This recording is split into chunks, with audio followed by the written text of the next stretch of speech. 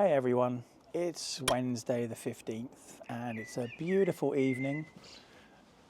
There is literally not a cloud in the sky, it's absolutely lovely.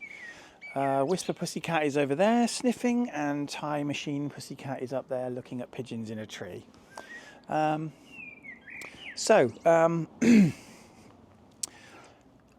stayed here last night and so I went to the hospital a bit later. When I got there, there were 8 people in the room. So we had Liz, me, Anthony, Liz's mum, that's 4, Lorraine the nurse, Hannah the SALT speech and language therapy person, and 2 students. And Liz was having a bit of a hard time. She had the speaking valve in, but I think, to be honest with you, the amount of people in the room and the audience, she had a bit of trouble performing, so to speak. So I don't think it helped that her mum and the nurse were sort of talking as well. So anyway, I just thought there's too many people in here, so I left and sat outside. Liz got very upset because she couldn't talk, felt it was a bit of a step back. So later on, the physiotherapist, a guy called Ed, came in and we sat down. I did have to ask Liz's mum to be quiet because constant monologue, just talking over Liz, and Liz doesn't get to speak very often. And Liz was able to speak. She's just a bit overwhelmed at the moment with everything that's going on. She's worried about this rig tube procedure on Friday and everything else. I mean, we've just told her she's just got to take it one step at a time, you know. After the rig, she needs to have her trachea downsized, and then we can talk about possibly coming home. But anyway, so yeah, she was quite upset today. I think she's feeling under a lot of pressure, you know. She got a new chair though. They've delivered a new chair, very comfy, reclining chair, very padded, which the physio asked to have installed. And what else was there? Oh yeah, and I accidentally came home with a piece of hospital equipment. Haha. I'll put the photo up in a minute. It was her finger probe for her SATS monitor. What happened was we were sorting Liz out, moving her around, going to toilet and what have you. And I put it around my neck and she had the ear probe on instead. We were trying to get a good reading and I accidentally took it home. Came home, realised, bugger, had to go back again. Took a photo outside the bunker to show that it had a good time, you know. Yeah, so I had to pop back to the hospital. But also, tomorrow they have a meeting to discuss discharge for Liz. And I have asked to be there and Liz wants me there. Basically, Liz can only communicate with the speaking valve and not for very long, or by writing on one of these LED writing boards that I got her.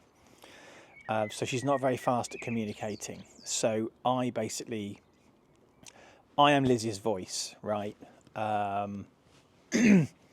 know exactly what's in her mind, what's worrying her. We are aligned basically on what we want for her. See, today, right, we've got the physio guys talking about sending her home with a tracheostomy without a cuff, which is the balloon at the end. And I'm like, no. The ENT guy specifically said we need the cuff because we might have to put it up overnight to stop potential infection and so that she can eat properly. So yeah, we've already got people kind of contradicting what the ENT guy said. Now, as far as I was concerned, he was like the authority on this. He and I sort of agree that she needs to come home with that tube in. He said the cuff needs to be there. So as far as I'm concerned, it needs to be there. So anyway, we're having this discharge meeting tomorrow to discuss how we can get Liz discharged safely, what she's going to need at home. Obviously, I'm still banging on about the training that I need to do suctioning and what have you, and Alice might need training as well, as might other people. So yeah, so I might have to leave work a little bit early tomorrow because the meeting's at 2:30. Now, I normally get to the hospital about 2:30. Unfortunately, sometimes you can't always park. And I don't want to be driving around and around the car park waiting for a space if this meeting is going on. So, yeah, I'm going to basically be there and be Liz for that meeting. So as I say, she's a bit kind of overwhelmed with everything at the moment. We're just saying one thing at a time. she's worried about this rig tube thing. She's, you know, this. She's been in hospital a very long time. It'll be 5 months tomorrow. 5 months tomorrow that she'll have been in hospital. That's mad. So anyway, I'm going to show you some bits and pieces I've picked up over the last day or two. But whilst I'm here, whilst I remember, don't forget for episode 50, I'm going to be doing an AMA, an Ask Me Anything. You can email me at ajs@blablabla.co.uk. Still don't know if I'm doing a live episode or not, probably not. But whatever questions I get sent, I'll try and answer them. And if I don't get any questions, then it'll be a very short episode. And that the joke will be on me, which is fine. I don't mind the joke being on me. So yeah, it's enough for me for now. In a minute, I'm in the next shot. I'm going to show you some stuff that I've kind of picked up. Hello again. So here's a couple of things I thought you know who you are. I thought you might be interested in. So let's have a look, shall we?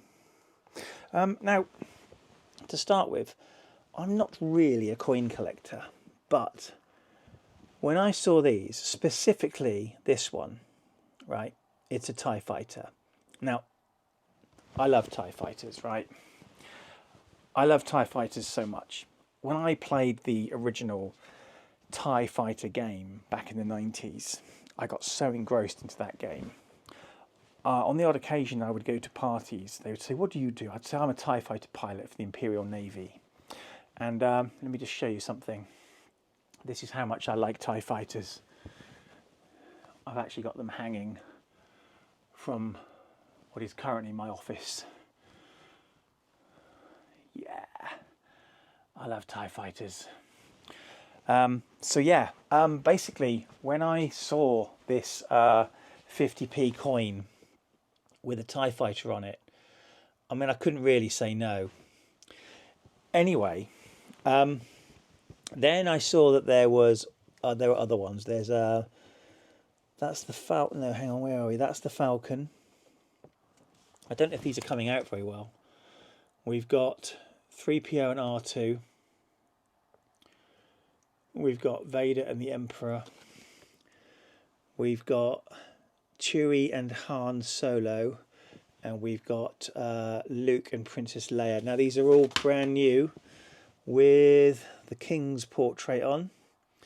It's a little bit weird for someone who basically grew up for the first 52 years of their life with a Queen. It's weird to say the King. It was like the day she died, it was like the Queen is dead, the King is with her. And I'm like, oh, we've never had a king before. Not since I've been alive anyway.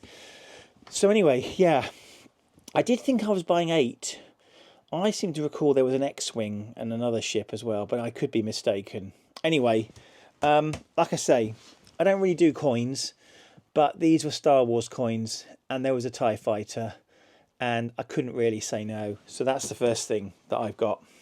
Secondly, I showed you my Lego space base in a previous video, and this has just come out. This is this month's Lego City magazine, and it has a space lady, I think it's a lady, one of the robots, and a crystal. And I picked up 2 of these. So these guys will be added to my space base. And yeah, oh yeah, also thought this guy was cool. Now, I've never seen Dreams.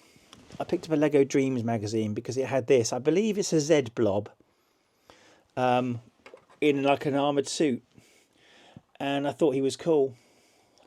And so I bought him as well. So anyway, that's just like a couple of random things I thought you specifically, might be interested in.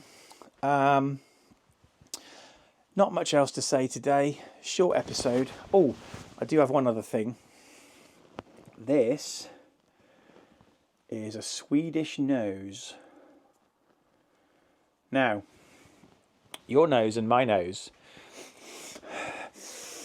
when you breathe in and out of your nose, there are little hairs inside that act as like a heat and moisture exchanger to keep the moisture inside you, so you're not, When you have a tracheostomy tube, obviously you don't have that because you're not using your nose, you're breathing out through a hole in your neck.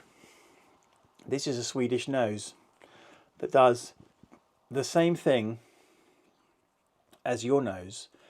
Now, as you'll see, it's got an input here for the oxygen. I actually discovered today. Oh yes, and that's and this is where it would go into your nose, into your throat, I mean. And then it's got these sort of membranes here which keep the moisture in. And then I also discovered today there's a little hatch on the back which you can use for ventilating your patient, suctioning your patient. Anyway, why have I got this? Well, it's been used by Liz, and it was on the end of an oxygen tube, and it's been on the floor a few times, so they decided to get a new one out. And I said, could I have it? I actually have a little selection of souvenirs here from Liz's stays in hospital, including her original speaking valve. Little bit weird, I know, but you know, we all do different things to cope. That's just gone on the floor. Probably means it's time to stop talking now. So thanks for joining me for this episode of Total Ramblings, and I will probably see you for the next one, maybe, if you want or not. I don't know. Bye. If you enjoy what I do here, although I can't think why, please remember to click the like button, smash that subscribe button, and hit the bell icon to be notified whenever I post a new video. You might also want to check out my website, www.worldsbestestpoet.com, if you fancy a laugh.